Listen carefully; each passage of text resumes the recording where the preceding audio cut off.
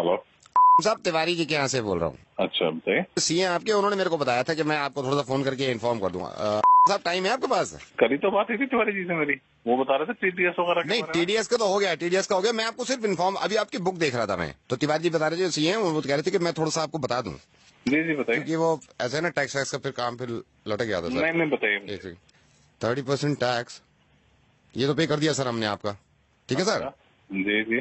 10% TDS भी आपका, तिवारी जी ने कहा था टीडीएस। हाँ तो ये तो पता ही है, मेरे को बता दिया था उन्होंने। इसके दो ना फायदे बता रहा था इसको मैं आपके। तो सर 30% जो टैक्स कटा है आपका, क्योंकि सर आपका स्लैब जो है वो 12 लाख से ऊपर है, तो 30% टैक्स कटने का फायदा ये है सर, कम से कम कल को इनकम टैक्स का डंडा तो नहीं होगा।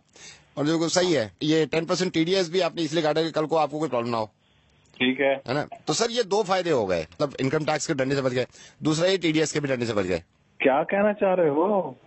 ये तो मुझे ही पता है। नहीं, मैं नहीं, कम से कम इस जिम्मेदारी से बच गए ना। क्या कह रहे हो यार? सर मैं ये कह रहा हूँ, ये देने के बाद आपके ऊपर से जिम्मेदारी हट गई, आप कल को पागल है कि एक ही बात 30% को पकड़ लिया तूने? मेरे को पता नहीं है ये बात। ये तो पता है सर आपको। तो 30% टैक्स दे दिया तो इनकम टैक्स का डंडा आप पे नहीं पड़ेगा, आपकी जिम्मेदारी खत्म, आप बुरा मत मानिए सर। लेकिन इनका डंडा पड़ गया, ये क्या होगा फिर? यार रोजे रमजान में गालियां दिलवाएगा, क्या रह गया? सर ये क्या सर 2.5% ज़कात है? 2.5% ज़कात। साहब मैं माजरत चाहूंगा कि रोजे में मैं आपको ज्यादा बुलवा रहा हूँ, लेकिन ये 30% टैक्स दे दिया आपने, जो कि बहुत अच्छी बात है, क्योंकि एक उसूल है हिंदुस्तान का कि आप अगर 12 लाख से ज्यादा कमाते हैं तो 30% टैक्स देंगे, और देने के बाद मुतमईन हो जाते हैं इस बात से कि अब कोई जिम्मेदारी आपकी नहीं है, ना ही किसी चीज की पेनल्टी पड़ेगी। टीडीएस दे देते हैं आप 10%, साहब 2.5%, वो भी आपकी इनकम पे नहीं, आपकी सेविंग पे, सिर्फ 2.5% ज़कात, जो कि आप नहीं देते हैं।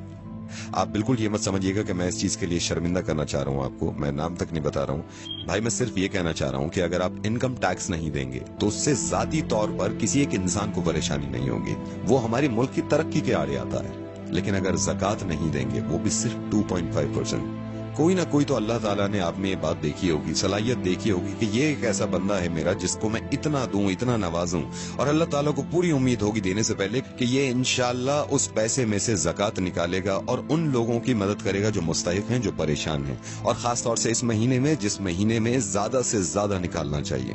मैं माफी चाहूंगा सबसे पहले कि मैं इस तरह आपको फोन कर रहा हूँ, मैं रेडियो मिर्ची से नावेद बोल रहा हूँ असलम भाई, और इस बात की किना मत रखिएगा दिल में, वो आपसे मोहब्बत ही करते होंगे जिन्होंने ये बताया कि आप उन्हें प्लीज समझाइए कि वो ज़कात दिया करें, क्योंकि वो भी ये चाहते हैं कि आपकी आखिरत संभल जाए। फोन मत काटिएगा, मैं छोटी सी बात आपकी इस बच्चे की कराना चाहता हूँ। मैंने फोन पे इनको होल्ड पे रखा हुआ और ये बहुत देर से इंतजार कर रहा है। मैं रेहान, जरा फिर से बताना, तुम्हारी अम्मी ने आज रोजा रखा है? नहीं रखा। रेहान क्यों नहीं रखा रोजा उन्होंने? क्योंकि मेरी अम्मी बीमार है। तो तुम्हारे अब्बू क्यों नहीं इलाज कराते तुम्हारी अम्मी का, ताकि वो रोजे रख सकें? मेरे अब्बू के पास पैसे नहीं है। ये जो बच्चा है, इनकी वालदा को कैंसर है, इनकी वालदा रोजे यूं नहीं रख सकती क्योंकि ये बीमार हैं।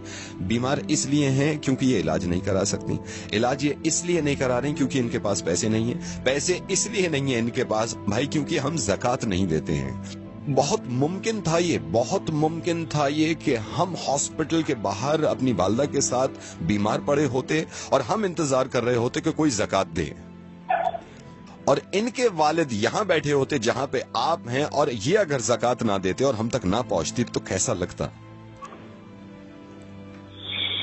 आपके माशाल्लाह 2 मासूम बहुत प्यारे बच्चे हैं, और मैं ये दुआ करूंगा कि इंशाल्लाह बहुत लंबी उम्र हो उनकी और बहुत तरक्की करें वो। टैक्स नहीं देते हम तो कितना घबरा जाते हैं कि नोटिस आ जाएगा इनकम टैक्स की तरफ से।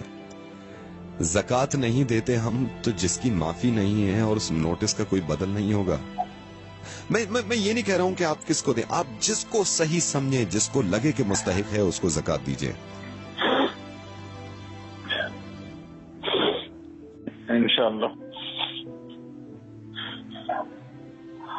ज़कात जरूर दूंगा, और इस बच्चे को अगर जरूरत हो किसी चीज की तो मुझे जरूरत है। इस बच्चे को अब जरूरत नहीं है, इस बच्चे तक पहुंच गया, लेकिन हमारे ही हिंदुस्तान में बहुत सारे बच्चे ऐसे हैं जो इंतजार कर रहे हैं हमारी ज़कात का।